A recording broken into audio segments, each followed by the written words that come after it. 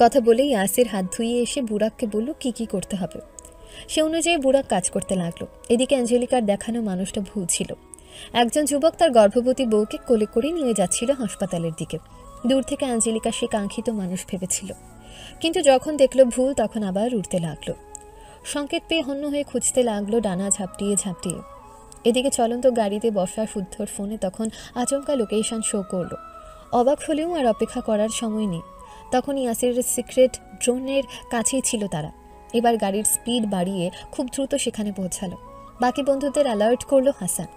শুদ্ধ গাড়ি থেকে নেমে এগোতে এগোতে কোমরে গুজে রাখা পিস্তলটা হাতে নিতে ভুলল না। এটাতে সাইলেন্সার লাগানো এবং তার নিজের নামে লাইসেন্স করা। তার ক্ষিপ্ত হাঁটার গতি আর থমথমে মুখ দেখে রাগের মাত্রা বুঝতে কষ্ট হলো না হাসানের। কিছু বললে যে হিতে বিপরীত হবে তাও খুব ভালো করে জানে সে। তবু শুদ্ধর হাতটা টেনে ধরে থামালো। তারপর আমতা আমতা করে বলল, ভাই থাম, এত হাইপার হোস না। আমাদের মাথায় রাখতে হবে শীতল এখনো ওদের কাছে। একটা ভুল শীতলে বিপদ বাড়বে, বই কমবে না। যা করা সাবধানে করতে হবে আমাদের। মনে রাখতে হবে তীরে এসে তড়ি ডুবানো যাবে না। শুদ্ধ থমথমে মুখে চোয়াল শক্ত করে হাত ছাড়িয়ে নিয়ে ঢুকলো বাড়িটার ভেতরে। কারো পায়ের পদধ্বনি শুনেই আসির মুচকি হাসল। ঘাড় ঘুরিয়ে তাকালো হাত মুখ বেঁধে মেঝেতে ফেলে রাখা শীতলের দিকে। শুদ্ধ পৌঁছে গেছে, তার লোকরাও তাকে জানিয়েছে। তবুও ওর চোখে মুখে আতঙ্কের লেশমাত্র নেই। শুধু একবার বুড়াকের দিকে তাকালে বুড়াক হ্যাঁ বোধক মাথা নাড়ালো। অর্থাৎ তার আদেশ মোতাবেক কাজ সম্পূর্ণ করা হয়েছে। ঠিক তখনই সেখানে শুদ্ধ উপস্থিত হলো। গেট পেরিয়ে গটগটিয়ে ঢুকলো। শীতল এক বুক আশা নিয়ে এতক্ষণ দরজার দিকে তাকিয়েছিল। তার বিশুদ্ধ পুরুষকে দেখে কান্নার বাঁধ ভাঙল। ইচ্ছে করলো দৌড়ে গিয়ে বুকে লুকিয়ে পড়তে, কিন্তু সেটা সম্ভব হলো না। তাই অশ্রু ভেজা চোখে তাকিয়ে রইল শুদ্ধর দিকে। হাত মুখ বাঁধা শীতলকে মেঝেতে পড়ে থাকতে দেখে শুদ্ধর বুকে যেন ঢল নামল। সেগোতেই শীতল বারবার মাথা নাড়তে লাগলো। গোঁ শব্দ করে কাছে যেতে বারণ করলো। হঠাৎ এমন করাতে শুদ্ধ কিছু একটা আন্দাজ করে শান্ত চাহনিতে তাকালো ইয়াসিরের দিকে। ট্রিগার চেপে পিস্তল তাক করতেই ইয়াসির বলল, কিরে থামলি কেন? বুক ফাটা থাকলে প্রাণ নিয়ে ফিরে যা। ফিরবো তো অবশ্যই, তবে তোর হিসাব বরাবর করি। শুদ্ধ রক্তচক্ষু নিয়ে তাকালে ইয়াসির দুই হাতে হাততালি দিয়ে হঠাৎ হো হো হাসল। শুদ্ধকে উস্কে দিতে আরও কিছু বলল। শুদ্ধ পুনরায় এগোতে গেলে শীতলের ছটফটানি বেড়ে গেল। অঝোর ধারায় কাঁদতে কাঁদতে সনবরত মাথা নাড়াতে লাগলো। শুদ্ধ শুনল না, বরং শীতলের কাছে যেতে এগোতেই হাসান খেয়াল করল শুদ্ধর পায়ের কাছে কারেন্টের তার পড়ে আছে। বিনা কারণে তার ফেলে রাখবে কেন? এমন না যে কোনো কাজ চলছে। তার সন্দেহ হলে একটু এগিয়ে দেখলো সত্যি সত্যি ওটা কারেন্টের তার। হতে পারে এটা ইয়াসিরের আরেকটা চাল, হতে পারে তার দিয়েই কোনো ফাঁক পেতেছে। হাসানের ধারণা তখন সত্যি প্রমাণ হলো বুড়াকের দিকে তাকিয়ে। ওই ছেলেটাও তাকিয়ে আছে শুদ্ধর পায়ের দিকে। শুদ্ধ কখন তারে পা পাড়িয়ে যাবে আর কারেন্টের শখ খাবে, এমন শখ যে বাপ টাকারও সময় পাবে না। অতপর শীতলের চোখের সামনে মরবে শীতলের বিশুদ্ধ পুরুষ। শীতল নিখোঁজের কয়েক ঘন্টার মধ্যে সিমিনকে নিয়ে স্বর্ণ ফিরে এলো চৌধুরী নিবাসে। বাড়িতে তখনও থমথমে ভাব, কিন্তু সিমিনকে দেখে যে সিতারা সিরাত রাগ ঝাঁক করার কথা তেমন কিছুই করলেন না। সিমিন বাড়ি ফিরে বড় জায়ের সামনে মাথা নিচু করে দাঁড়াতেই সিতারা মুখটা অন্যদিকে ঘুরিয়ে শুধু থমথমে সুরে বললেন, কেউ যেন আমার সাথে কথা না বলে। যদি কথা বলতে হয় তাহলে সে যেন ওয়াদা করে যে যেসব কাজ করেছে সেই কাজ আর কখনো করার স্পর্ধা দেখাবে না। চৌধুরী নিবাসের চৌকাঠ পেরিয়ে কোথাও যাবে না। যদি যাওয়ার চিন্তা থাকে তাহলে এখনই আবার চলে যাক। আমরা তো পরকে কি আর পেটের কথা বলা যায়? যায় না তো। এজন্যই পেটের কথা রেখে বিপদ নিজের ঘাড়ে টেনে নিয়েছি। তাই আবার গর্ব করে বলে আমি নাকি কারোর বড় বোন। আমাকে বড় বোনের মতো সম্মান করে। এই হচ্ছে সম্মানের নমুনা। কোথায় ছেলের মা হয়ে আমি মুড দেখাবো তা না, সেই উল্টো আমাকে মুড দেখিয়ে ড্যাং ড্যাং করে বেরিয়ে গেল। বড় জায়ের কথা শুনে সিমিন হু হু করে কেঁদে ফেললেন। অনুশোচনায় যে বিশ্রীভাবে দগ্ধ হচ্ছেন এ কথা বলার অপেক্ষা রাখে না। ওদিকে শুদ্ধর সঙ্গেও যোগাযোগ করা যাচ্ছে না। শাহাদাত চৌধুরী আর জুবাইয়ের চেষ্টা চালিয়ে ছুটেছে ওদের উদ্ধার করতে। যে শীতলকে কিডন্যাপ করেছে সে নাকি ডেঞ্জারাস মানুষ। কী যে হবে বুঝে উঠতে পারছেন না কেউ। এসব মিলিয়ে পুরো চৌধুরী নিবাসে চলছে শ্বাসরুদ্ধকর অবস্থা। এমনিতে সব এলোমেলো, তার উপরের জয়ের অভিমানী কথাবার্তা শুনে সিমি যেন দাঁড়িয়ে থাকার শক্তিটুকু পেলেন না। না চাইতেও বসে পড়তে জলদি সিতারা আগলে নিলেন ওনাকে। কাঁদতে কাঁদতে দুজা জড়িয়ে ধরলেন। কান্নার মাতম পড়লেও এই বিপদের মাঝে পূর্বের কথা উঠালেন না কেউ, আর না কারোর প্রতি কেউ রাগ পুষিয়ে রাখলেন। শখ ছলো ছলো চোখে শুধু দেখে গেল 3 মায়ের অভিমান ভাঙার পর্ব। সে মনে মনে দোয়া করতে লাগলো আবার যেন চৌধুরী নিবাসে সুখ ফিরে আসে, আবার যেন সুখের হাট বসে, আবার যেন সব ভাই বোনরা খুনসুটি আড্ডায় মেতে উঠতে পারে। তাদের প্রতি ঘনিয়ে আসা সকল বিপদ দূর হোক, সমস্ত অশান্তি কর্পূরের মতো উড়ে যাক। মাকে বাড়ি পৌঁছে দিয়ে স্বর্ণ ছুটেছে সায়নের পার্টি অফিসে, কিন্তু সায়ন সেখানে নেই। অফিসের দরজায় তালা ঝুলানো। রুবাব সায়ন কোথায় জানে না কেউ। বাংলায় প্রচলিত কথায় আছে, বিপদ যখন আসে চারদিক থেকেই আসে। স্বর্ণ আজমকে নিয়ে সায়নের খোঁজ করতে জানা গেল শুদ্ধর গোপন ল্যাবের সন্ধান পেয়েছে ইগরের লোক। তবে কোনোভাবে ভেতরে ঢুকতে পারছে না। বারবার ভুল পাস দেওয়াতে সেটা লক হয়ে গেছে। সারা রাত ধরে আপ্রাণ চেষ্টা করছে লক ভাঙার, কিন্তু সেটা সম্ভব হচ্ছে না। কিন্তু কোনোভাবে যদি ওরা ভেতরে ঢুকতে পারে তাহলে শুদ্ধর অক্লান্ত পরিশ্রমের ফল ইগর বিনা বাধাই হাতিয়ে নেবে, যেখানে লাখ নয় হাজার কোটি টাকা চলে আসবে হাতের মুঠোয়। ইগর যে এটার উদ্দেশ্যে আবার দেশে ফিরেছে বুঝতে বাকি নেই। তাছাড়া ঐশ্বর্যও আছে যে ওই ল্যাবে। ইগর যে পরিমাণে রেগে আছে ঐশ্বর্য হাতের কাছে পেলে শ্বাস আটকে মেরে ফেলবে। কিন্তু থামাতে হবে, যে কোনো মূল্যে থামাতে হবে। এই খবর শুনে স্বর্ণ লাগাতার ফোন দিতে লাগলো সায়নকে, কিন্তু সায়ন বা রুবাবকেও কল ধরছে না। এক নাগাড়ে কল দিতে দিতে এক পর্যায়ে কল রিসিভ করলো সায়ন। বলল, এদিকে আসা লাগবে না, বাড়ি যা। আমার ভাইয়ের সম্পদ রক্ষা করার জন্য আমি যথেষ্ট। রুবাব ভাই কোথায়? রুবাব, শুদ্ধ আর বাকি ফ্রেন্ডরা সবাই এখানেই আছে। থেকে করছেটা কি? তোর বাপের বাসর সাজাচ্ছে। এ কথা শুনে স্বর্ণ দীর্ঘশ্বাস ছাড়ল। এ ছেলে আদৌ শুধরাবে না বোধ হয়, আর তার উপরে রেগে কত কথা শোনাবে এটাও অজানা নয়। এজন্য সে কথা না বাড়িয়ে বলল, ওখানে হাঙ্গামা করে মানুষ জানিও না, কাজেই সাবধান। আমি তো গুখাওয়া গরু, বুঝি না কিছু। ফোন রাখ। এ কথা বলে সায়ন গজগজ করতে করতে কল কেটে দিল। স্বর্ণ কান থেকে ফোন সরিয়ে মৃদু হাসল। এই রাগ ভাঙাতে যে কত কি সহ্য করতে হবে। তবে শারাফাত চৌধুরী সায়নকে বাড়ি থেকে বের করেছে কথাটা বাড়িতে এসে জানল সে। কষ্ট পেলেও কাউকে কিছু বলেনি। পাগলটা বাড়ির বাইরে থাকতে পারে না, খুব ভালো করে জানে সে। বাড়ির খাবার না খেলে অস্থির অস্থির করে, হোক ডাল ভাত, তবুও তার বাড়ির খাবারই চাই। সে যাওয়ার পর কিছু কি খেয়েছে নাকি ওভাবেই ছুটে বেড়াচ্ছে? মনে মনে এসব ভেবেই বাড়ির দিকে হাঁটা ধরল স্বর্ণ। আজম পেছনে পেছনে গিয়ে স্বর্ণকে বাড়িতে পৌঁছে দিয়েই ছুটল সায়নের কাছে, কারণ সায়ন তাকে কল করে পই পই করে বলেছে স্বর্ণ যেন কোনোভাবেই এদিকে না আসে। এসেও কাজের কাজ কিছু হবে না, কারণ শুদ্ধর যা ক্ষতি হওয়ার হয়ে গেছে। ইগর হাত ভর্তি করে লুটে নিয়েছে শুদ্ধর সব পরিশ্রমের ফল। আরেকটা দুঃখজনক ব্যাপার, ঠিক সময় পৌঁছালেও কেউ ঐশ্বর্যকে সুস্থ অবস্থায় উদ্ধার করতে পারেনি। ঐশ্বর্যের শরীরে এক পাশ ঝলসে গেছে এসিড জাতীয় কিছুতে। বেচারি আপ্রাণ চেষ্টা করেছিল ভাইতুল্য শুদ্ধর এক একটা আবিষ্কার রক্ষা করতে, কিন্তু সেটা সম্ভব হয়নি, বরং গুরুতর আহত হয়ে আইসিইউতে মৃত্যুর সঙ্গে পাঞ্জা লড়ছে। কিছু হবে বলা যাচ্ছে না। তার অবস্থা যেমন তেমন এখন রুবাবকে সামলানোই কষ্টসাধ্য হয়ে পড়েছে। ছেলেটা পাগলের মতো হাউমাউ করে কাঁদছে। ভালোবাসার পীড়া যে এত যন্ত্রণাদায়ক আগে জানা ছিল না। এদিকে চৌধুরী নিবাসে যা অবস্থা, এখন এসব কথা কাকে বলবে? বরং শুনলে সব আরও ভেঙে পড়বে। আরেকদিকে শুদ্ধ কি করছে, পেয়েছে কিনা, সেসব ভাবলে ওর মাথা এলোমেলো হয়ে যাচ্ছে। কোন দিকে যাবে? শুরুতেই শুদ্ধকে একা ছাড়তে চায়নি সে, কিন্তু শুদ্ধ বারণ শোনেনি। তাকে বাড়ির দিকে নজর রাখতে বলে একাই বেরিয়ে পড়েছে। তবে এখন স্বর্ণকে বলা মাত্রই চলে আসতো ঠিকই, কিন্তু বাড়ির মানুষকে সামলানোর জন্য কাউকে দরকার। এজন্যই সে ঘটনা গোপন রাখলো। কিন্তু সব ঘটনা কি চাইলেই গোপন রাখা যায়? চায় না, বরং কিছু ঘটনা বাতাসের আগেই ছুটতে শুরু করে। সায়নের ভাবনাকে চুরচুর করে সেটাই ঘটল চৌধুরী নিবাসে।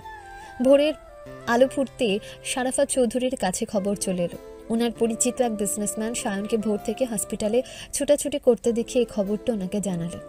হতবাক হয়ে শুনে উনি ভেবেই বসলেন শীতলের কিছু একটা হয়ে গেছে। যদি না হয় তাহলে রুবাব এভাবে কাঁদবে কেন? বোনরা তো ভাইয়াদের কলেজা। ওনাকে এভাবে থম মেরে দাঁড়িয়ে থাকতে দেখে সীতারা জানামাজটা গুছিয়ে উঠিয়ে রাখলেন। তারপর জিজ্ঞাসা করলেন, কি হয়েছে? কোনো খবর পেলে? হসপিটালে যেতে হবে সীতারা, দ্রুত চলো। হসপিটালে কেন? আমাদের শীতলটা বোধহয় ভালো নেই, চলো কথা বাড়িয়ে সময় নষ্ট করো না। মেজো বউ, ছোট বউকে ডাকো দ্রুত।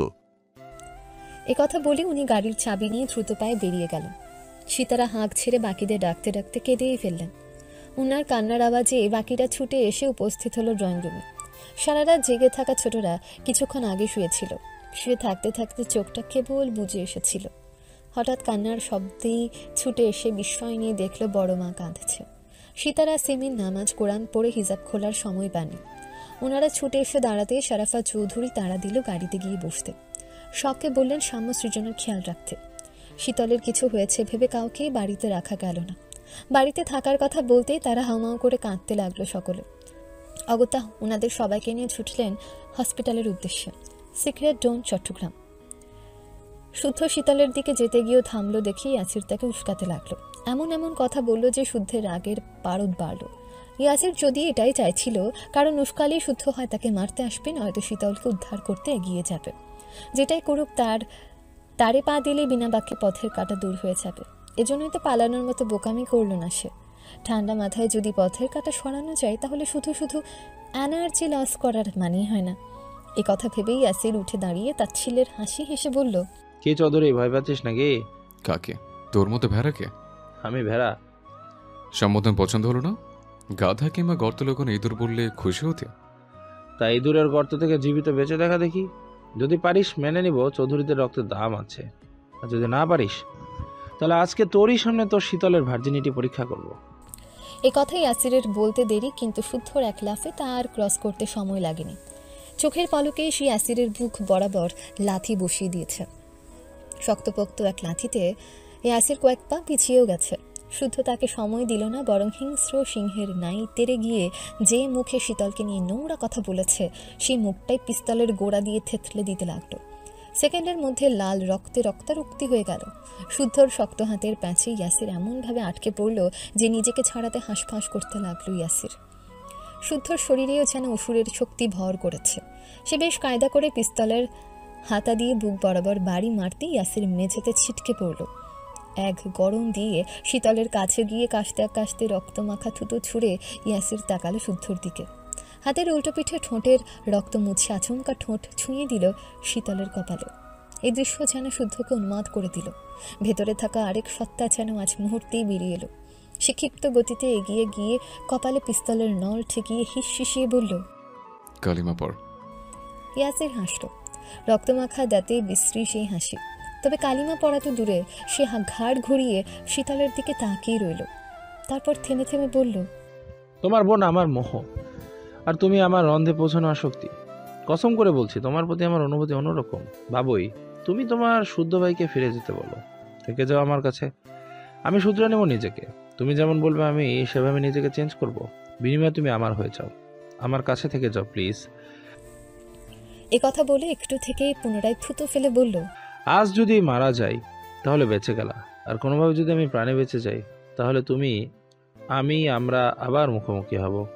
এবার ঘটকা ঝামেলা আমাদের মাঝে আসার সুযোগ পাবে না, মিলিয়ে নিও। এ কথা বলে শুদ্ধর বন্দুকের নলে চুমু খেতে শুদ্ধ ট্রিগার চাপার আগেই হুড়মুড় করে একদল ছেলে উপস্থিত হলো। এই সেই শুদ্ধকে এলোপাথারি মারতে শুরু করলো। শীতল কাটা মুরগির মতো ছটফট করলে ইয়াসির শীতলের বাঁধন খুলে দিয়ে বলল, এভাবে কাঁদে না পাখি, ও মরে যাচ্ছে যাক, আমি তো আছি, আমি ভালোবাসবো তোমায়। কোনো কথা শোনার অবস্থায় নেই শীতল। গগন বিদারী চিৎকার করে তার একটা কথাই বলে যাচ্ছে বারবার, আপনারা থামুন না, মারছেন কেন ওকে? শুদ্ধ ভাই। এ কথা বলে শীতল ইয়াসিরকে ধাক্কা মেরে শুদ্ধর কাছে ছুটে গেলেও শুদ্ধকে ছুঁতেও পারল না। তার আগেই ইয়াসির তাকে ধরে বাহু ডোরে আগলে নিল। শীতলের ভেজা চোখ মুছে দিয়ে বেশ আদুরে সুরে কথা কান্না থামাতে বলল। ততক্ষণে হাসান আর শুদ্ধর মারতে মারতে শুয়ে ফেলেছে ছেলেগুলো। হঠাৎই সেখানে বিকট শব্দে বিস্ফোরণ ঘটতেই সকলে ছিটকে দূরে গেল। একের পর এক বিস্ফোরণ হতেই ইয়াসির দ্রুত সকলকে বেরিয়ে যেতে বলে নিজেও শীতলকে কাঁধে তুলে নিল। কিন্তু কয়েক পা এগোতেই শুদ্ধ এক পা বাড়াতেই ইয়াসির হোঁচট খেয়ে তাল হারিয়ে পড়তে পড়তে বেঁচে গেল। শুদ্ধ অপেক্ষা না করেই ইয়াসিরের বাঁ পায়ে শুট করে দিল। ইয়াসিরের ব্যথাতুর কণ্ঠ শুনে একটু দূরে এগোনো ছেলেগুলো ফিরে আসার আগেই তার কপালে পিস্তল ধরল শুদ্ধ। হাসান নিজেও উঠে দাঁড়িয়েছে। ইয়াসির আটকে গেছে দেখে বুড়া এক ছেলেদের মাঝে দাঁড়িয়ে নিজেকে আড়াল করে শুট করলো শুদ্ধর বুক বরাবর।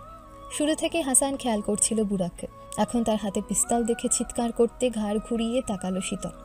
তার টার্গেট বুঝে হাসান আর শীতল দুজনেই তড়িৎ শুদ্ধকে এক ধাক্কা দিয়ে সরালো ঠিকই, কিন্তু গুলি বিঁধল শীতলের বাহুতে এবং নিজেকে সামলে না নিতে ভুলক্রমে পা দিয়ে বসল কারেন্টের তারে। সেকেন্ডের মধ্যে কারেন্ট শকে শরীর কেঁপে উঠল শীতলের শরীর। শুদ্ধ তার দিকে যেতে গেলে হাসান শুদ্ধকে সরিয়ে দিল। চিৎকার করে বলল শীতলকে এখন না ধরতে, কিন্তু শুদ্ধ শুনলে তো। সে আবার ছুটে যেতে গেলে হাসান শুদ্ধকে পেছন থেকে শক্ত করে কাঁদতে কাঁদতে বলল, থাম ভাই থাম, ওকে ধরিস না, তুইও মরে যাবি, সুইচ খোঁজ। শুদ্ধ নিজেকে ছাড়াতে ছাড়াতে সবাইকে অবাক করে দিয়ে অ্যাসিড খোঁড়াতে খোঁড়াতে গিয়ে সুইচ অফ করে দিল। শীতল ধপ করে পড়ল মেঝেতে। হাসান কোনোভাবেই শুদ্ধকে ধরে রাখতে পারছে না। চিৎকার করে শুদ্ধ তাকে ছাড়তে বলছে। এক পর্যায়ে শুদ্ধ হাসানকে ধাক্কা মেরে দৌড়ে গেল শীতলের কাছে। মাথাটা তুলে নিল নিজের কোলে, গাল চাপড়ে ডাকতে লাগলো করুণ সুরে, কিন্তু ততক্ষণে শীতলের চোখ বুঝে গেছে। শক্ত মেঝেতে আছড়ে পড়ে কপালে সবুজ কালশিটে পড়ে গেছে। সে আবার ডাকলো, এই ওঠ না শীতল, শীতল, আমি ডাকছি তো নাকি? খবরদার বলছি, অজ্ঞান হওয়ার ভান করবি না, খুব মারবো কিন্তু। এই কথা বলে হঠাৎ খেয়াল করলো শীতল শ্বাস নিচ্ছে না। দুহাত দিয়ে বুকে চাপ দিলেও কাজ হলো না। এবার মাউথ টু মাউথ রেসপিরেশন করলো। আবার ডাকলো, শীতল, শীতল, দেখ না আমি এসেছি, চোখ খোল, তাকা আমার দিকে, তাকা। আমার আমিটাকে কেড়ে নিয়ে এখন আমাকে ছেড়ে চলে যাওয়ার পায়তারা করছিস তুই? কেন? আমাকে জানানোর শখ মিটে গেছে এত তাড়াতাড়ি? তুই না বলেছিলি আমার বউ হবি, আমার সঙ্গে তুই স্বপ্নের দেশ নর হতে যাবি, আমার হাত ধরে গোলাপি রঙ আকাশ দেখবি। আমি এসছি তো, তাকা প্লিজ, একবার তাকা। ভেজা কণ্ঠে কথা বলে শুদ্ধ থামল। জোরে জোরে কবার শ্বাস নিয়ে এই প্রথমবার স্বেচ্ছায় শীতলের কপালে খুব যত্ন করে আদর রেখে দিল। এটা করতে গিয়ে তার চোখ দিয়ে ঝরঝর করে কয়েক ফোঁটা অশ্রু ঝরে পড়ল অবচেতন শীতলের গালে। কত যত্নে হাত বুলালো গল গল করে রক্ত বের হওয়া শীতলের বাহুতে। কাপা কাপা হাতে সে সেখানে রুমাল ধরল। তারপর শীতলকে কোলে তুলে বিড়বিড় করে বলল, তোর মৃত্যু শরীরের ভার বহন করার শক্তি কি আমার আছে বল? নেই তো, একদমই নেই। খবরদার মরার পায়তারা করবি না, যদি করিস তবে জেনে রাখ তোর কবরের পাশের কবরটা হবে তোর বিশুদ্ধ পুরুষের। এ কথা বলে টালমাটাল পায়ে শীতলকে নিয়ে সে বেরিয়ে এলো। হাসান নিজেও বেরিয়ে এলো শুদ্ধর পেছন পেছন। আঞ্জলিকা উড়ে এসে বসলো শুদ্ধর কাঁধে। শব্দ করে ডাকতে লাগলো শীতলকে। তার ডাকে সাড়া না দিলে উড়ে গিয়ে বসলো শীতলের পেটের উপর। হাতে দুটো ঠোকর দিয়ে বোঝালো তাকে একটু আদর করতে, কিন্তু শীতল কি আর সেই অবস্থায় আছে? অতঃপর তারা গাড়ি নিয়ে ছুটলো আশপাশের হসপিটালে। বিপদের দিনে নাকি বিপদ না এলে বিপদ মানায় না। ছোটোখাটো হসপিটালের যার সন্ধান পেয়েছিল সেখানে নাকি ডাক্তার থাকে না, এখনও নেই। নার্সগুলো যেন ভিআইপি কোনো পার্সন। তাদের কিছু বললে গুরুত্ব তো দিলই না, বরং মুখ বাঁকিয়ে ফোন টিপায় মনোযোগ দিল। অন্য সময় হলে এদের সাইজ করে তবেই শুদ্ধর বের হতো, কিন্তু হাতে সময় নেই দেখে হাসান জেট হসপিটালের মাঠে আনার ব্যবস্থা করল। জেটের চালকও আশেপাশে থাকায় দ্রুত চলে এলে তারা উড়াল দিল ঢাকার পথ ধরে। এটুকু সময় শীতলকে শুদ্ধ এমনভাবে তার বাহুডোরে আগলে রাখলো যেন ছাড়লে সে হারিয়ে যাবে। অতঃপর তারা ঢাকার নিজস্ব হসপিটালে পৌঁছতেই ডাক্তার নার্সরা ছুটে এলো। স্ট্রেচারে শীতলকে শুয়ে ছুটে গেল ওটি রুমে। বন্ধ ওটি রুমে দরজার দিকে একবার তাকালো নিজের রক্তাক্ত হাতের দিকে। তারপর বিড়বিড় করে বলল, আমাকে ছেড়ে যাওয়ার পায়তারা করবি না, ভুলেও না। আমি কিন্তু সব ফাজলামি মোটে বরদাস্ত করবো না, কেননা আমরা জীবন ভাজা ভাজা করার জন্য হলেও তোকে প্রয়োজন। আমার অশান্ত বুকটা শান্ত করতে তোর কুৎসিত মুখের হাসিটুকু প্রয়োজন। যদি এর বিপরীত কিছু ঘটে তবে আমি আমার জীবনের মায়া করব না, একটুও করব না। বিশেষ না হলে ফাঁকি দিয়ে মিলিয়ে নিস তোর অনুপস্থিতিতে শুদ্ধর কোনো অস্তিত্ব পৃথিবীতে থাকে কিনা, আমি রাখি কিনা। আমি মুখে বলছি ভালোবাসি না, বাসবো না, তবে ছেড়ে থাকার কথা একবারও বলিনি, বলবোই বা কিভাবে?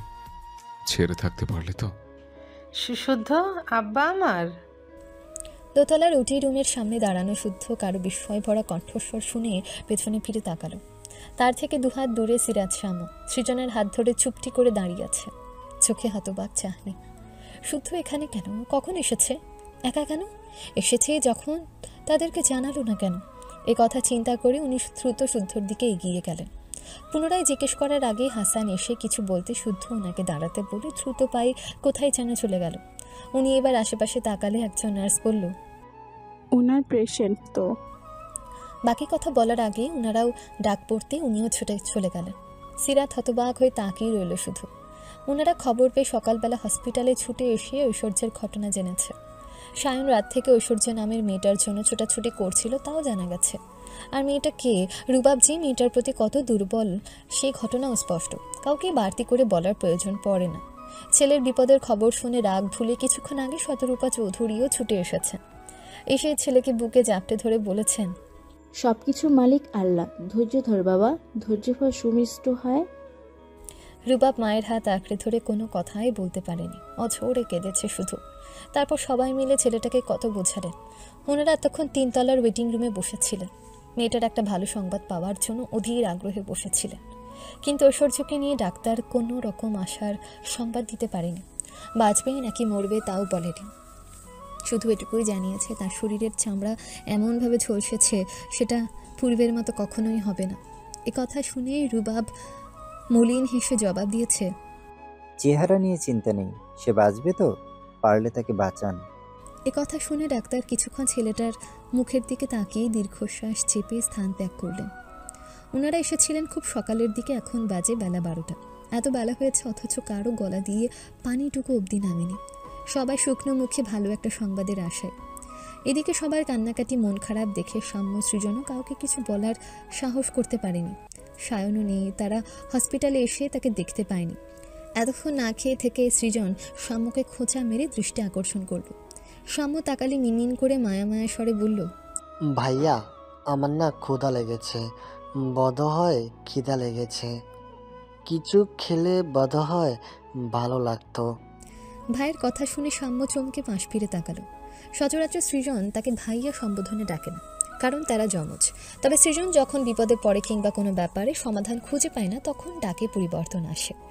সাম্যকে বড় ভাইয়ের আসনে বসিয়ে দিয়ে মনের কথা শেয়ার করে সমাধান চায়। তবে ভাইয়ের ক্ষুধা লাগার কথা শুনে সাম্য সবার দিকে তাকালো। এবার কি হবে? ভাই খেতে চাচ্ছে, খাবার কোথায় পাবে? একটু দূরে ফিল্টারে পানি খাওয়ার ব্যবস্থা দেখে 1 গ্লাস পানি এনে ভাইকে দিল। কিন্তু পানি খেয়ে ক্ষুধা যেন মাথা চাড়া দিয়ে উঠল, গা গুলাতে লাগলো। একথা সাম্যকে জানালে সাম্য করুণ চোখে ভাইয়ের দিকে তাকালো, মাথায় হাত বুলিয়ে দিল। সে তো টাকা নিয়ে আসেনি, কিছু টাকা থাকলে দৌড়ে গিয়ে কিছু মিছু এনে ভাইটাকে দেওয়া যেত। স্বর্ণ শখ আপুকেও আশেপাশে দেখছে না। রুবাব ভাইয়ের মন খারাপ, কার কাছে টাকা চাইবে? একথা ভাবতে ভাবতে বড়দের দিকে তাকাতেই দেখে তার 3 মা তাদের দিকেই তাকিয়ে আছে। দূর থেকে বুঝে গেছে ঘটনা। সন্তান যতই বড় হোক, মুখে কিছু না বলুক, কিন্তু মুখ দেখে মনের কথা বোঝার ক্ষমতা শুধু মায়েদেরই আছে। ওনাদেরকে তাকাতে দেখে ওরা দুজন একটু লজ্জা পেল। নাকের ডগা থেকে চশমা ঠেলে ঠিকঠাক করে নড়ে চড়ে বসলো। তখন সীতারা ওনার পার্স থেকে টাকা বের করে সিরাতের হাতে গুজে দিয়ে বললেন, তোরও কি আক্কেল জ্ঞান হবে না মেচো? বাচ্চা দুটো না খেয়ে আছে, সেটাও খেয়াল করিসনি তুই?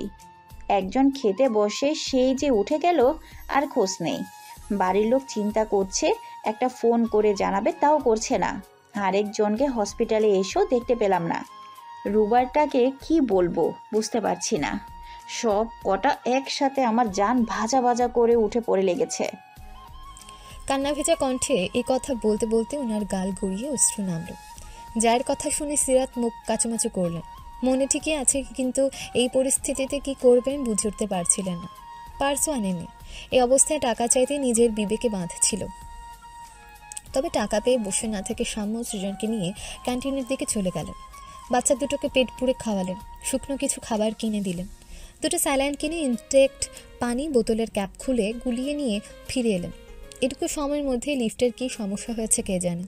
তাই ভিড় এড়িয়ে 2 তলার সিঁড়ি পেরিয়ে 3 তলার সিঁড়িতে পা দিতেই থমকে দাঁড়িয়ে গেলেন। পরিচিত কাউকে দেখলেন ভেবে এগিয়ে দেখেন পেছনে ঘুরে একটা ছেলে দাঁড়িয়ে আছে। অবাকও হলেন তাকে দেখে। তারপর বিস্ময় ঠেলে ডেকেই ফেললেন শুদ্ধকে। পেছনে ঘুরতে সিরাত এগিয়ে এসে কিছু বলার আগেই তো চলে গেল ছেলেটা।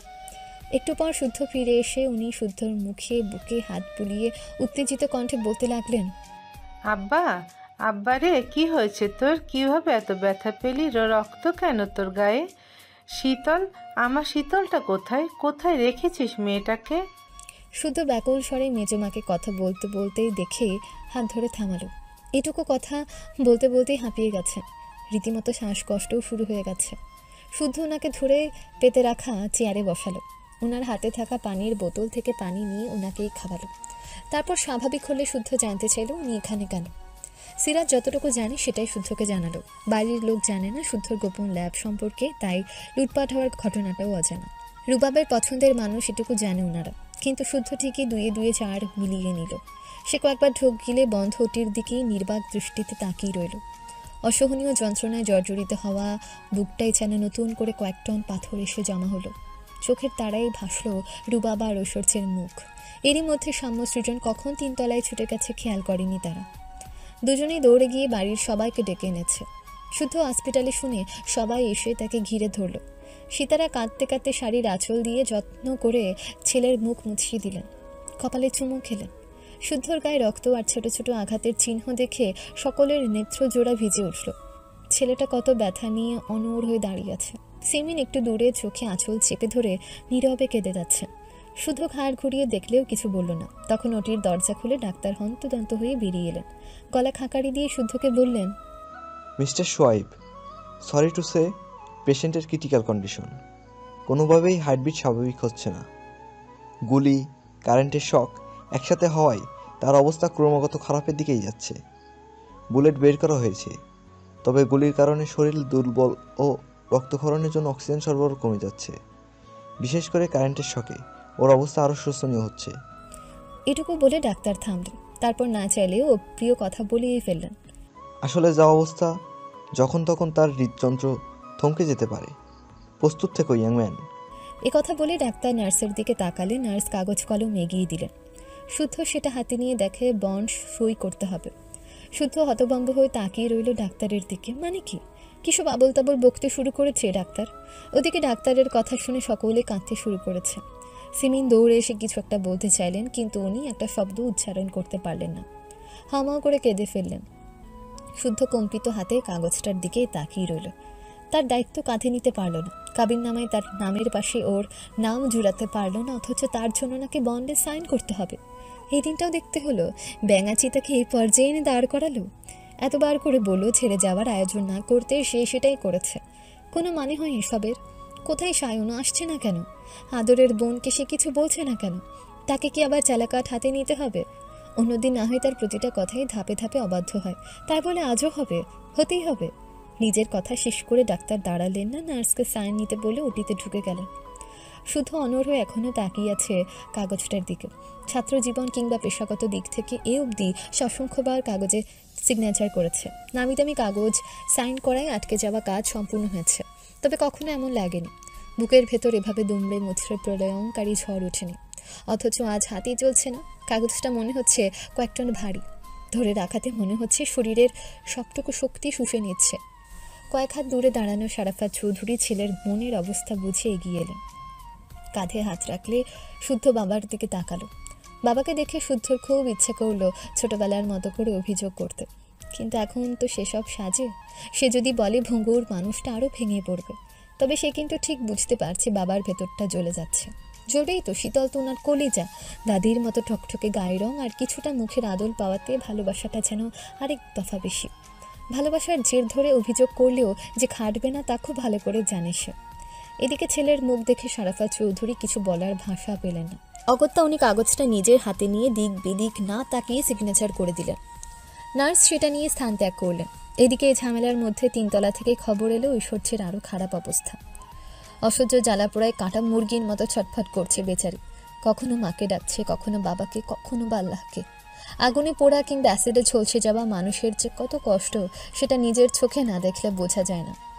এদিকে ঐশ্বর্য কাঁদছে, আরেকদিকে তার কান্না দেখে রুবাব কাঁদছে। ওদের কান্না দেখে শতরূপা বিপদ কাটার দোয়া পড়ে যাচ্ছেন। দোয়া পড়তে পড়তে ওনার চোখ দিয়েও ঝরছে অশ্রুধারা। এতদিন মেয়েটার বাবার জন্য মেয়েটা বিয়েতে রাজি হতো না।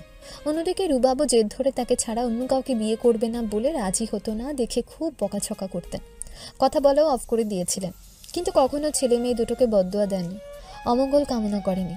তবুও তারা এত কষ্ট পাচ্ছে, এত কষ্ট চোখে দেখা যায়।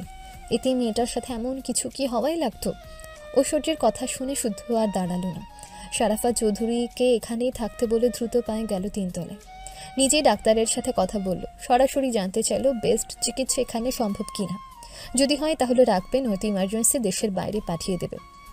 বসে থাকার সময় কারো হাতে নেই। অতঃপর ডাক্তারের সাথে ফাইনাল কথা বলে শুদ্ধ বাইরে এলো।